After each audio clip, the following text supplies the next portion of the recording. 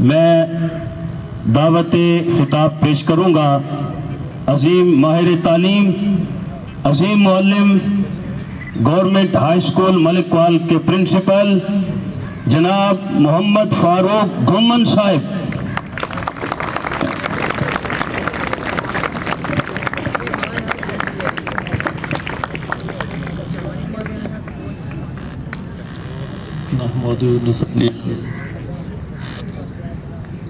اما بعد فاعوذ باللہ من الشیطان الرجیم بسم اللہ الرحمن الرحیم۔ قال النبی صلی اللہ علیہ وسلم انما بعثت معلما، صدق اللہ العلی العظیم۔ میرے نہایت ہی واجب الاحترام رفقائے کار، جناب محمد افضل تارڑ صاحب، جناب ملک محمد ایوب صاحب اور دیگر جملہ رفقائے کار اور عزیز طالب علموں، السلام علیکم ورحمۃ اللہ وبرکاتہ۔ عزیز طالب علموں، میں نے آپ کے سامنے ایک چھوٹی سی حدیث مبارکہ تلاوت کرنے کا شرف حاصل کیا ہے کہ اللہ تعالیٰ کے پیارے حبیب صلی اللہ علیہ وآلہ وسلم نے ارشاد فرمایا، انما بعثت معلما، بلا شبہ بے شک میں معلم بنا کے بھیجا گیا ہوں۔ نبی کریم صلی اللہ علیہ وآلہ وسلم کے اوصاف حمیدہ یا اللہ تعالیٰ نے آپ کو جتنے معجزات دیے تھے ان میں سے کسی کا بھی ذکر فرما سکتے تھے، لیکن باقی تمام چیزوں کو چھوڑ کے جس پہ آپ نے فخر فرمایا وہ ہے کہ میں معلم بنا کے بھیجا گیا ہوں، استاد بنا کے بھیجا گیا ہوں۔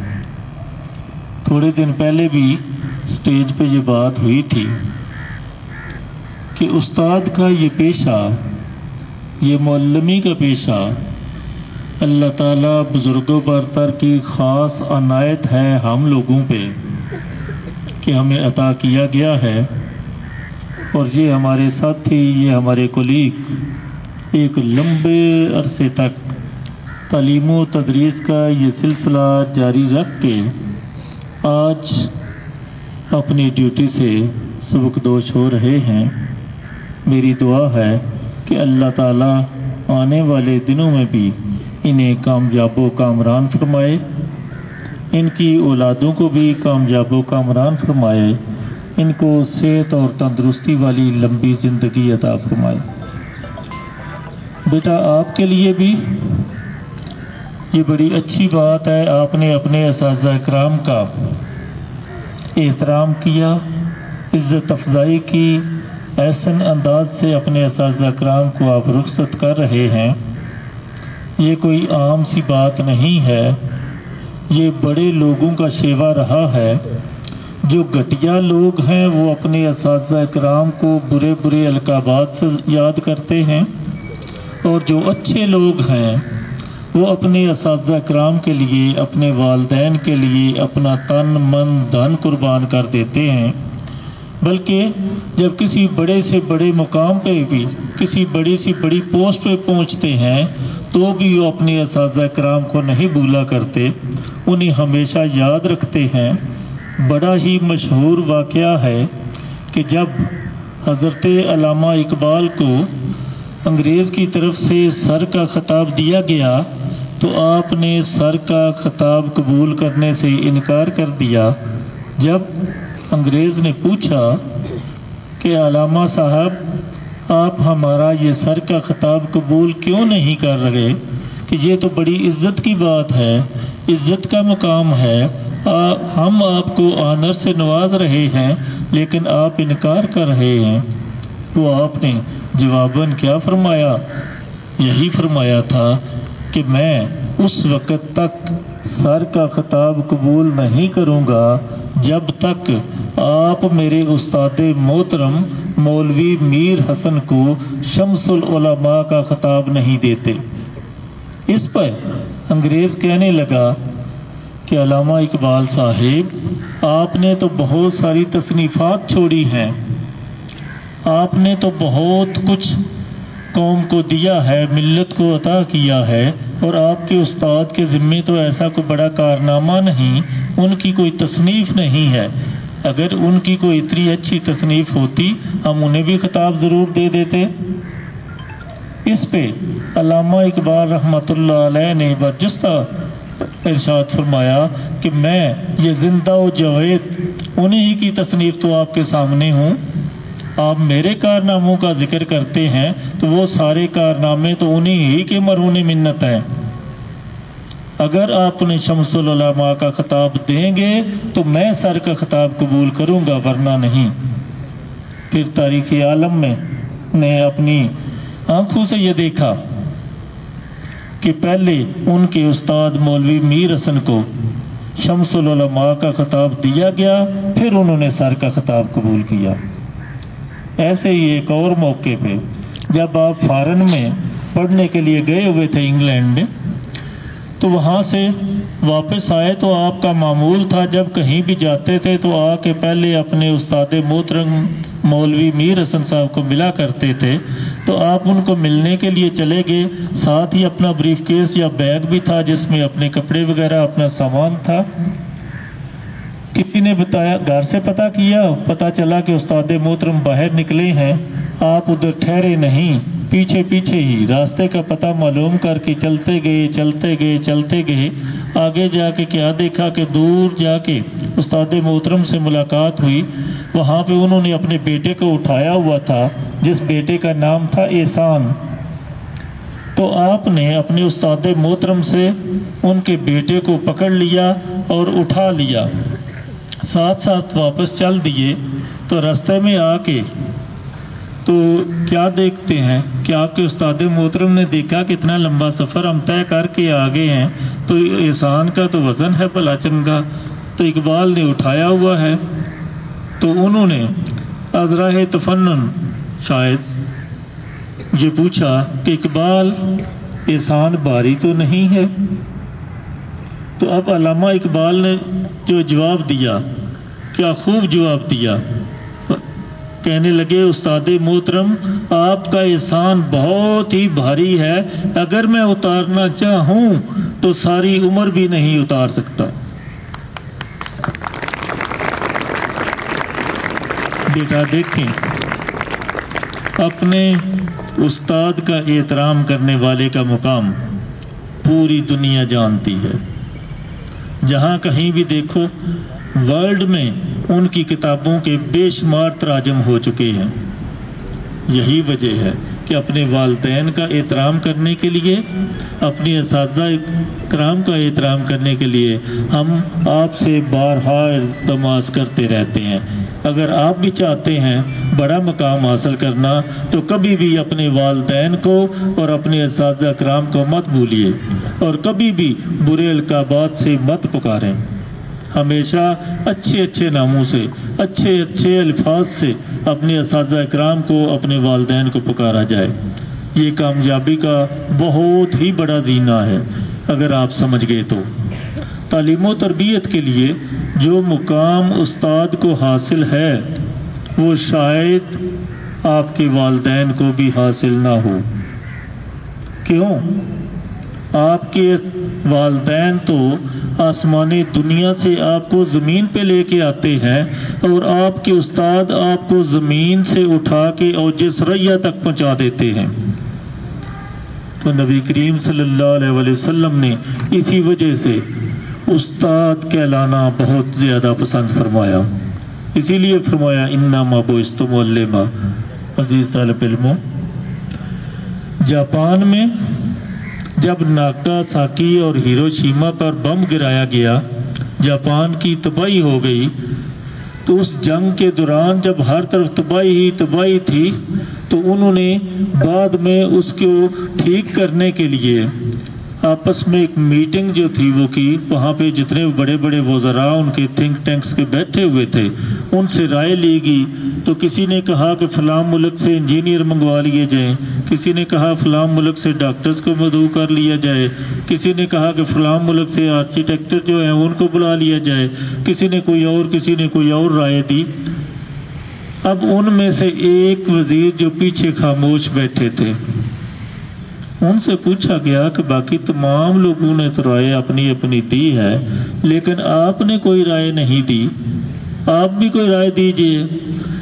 تو انہوں نے کہا کہ نہ ڈاکٹر منگوائے جائیں، نہ انجینئر منگوائے جائیں، نہ آرکیٹیکچر منگوائے جائیں، نہ کسی اور کو باہر سے بلایا جائے، بلکہ اپنے اساتذہ اکرام کو فیسیلیٹیٹ کیا جائے۔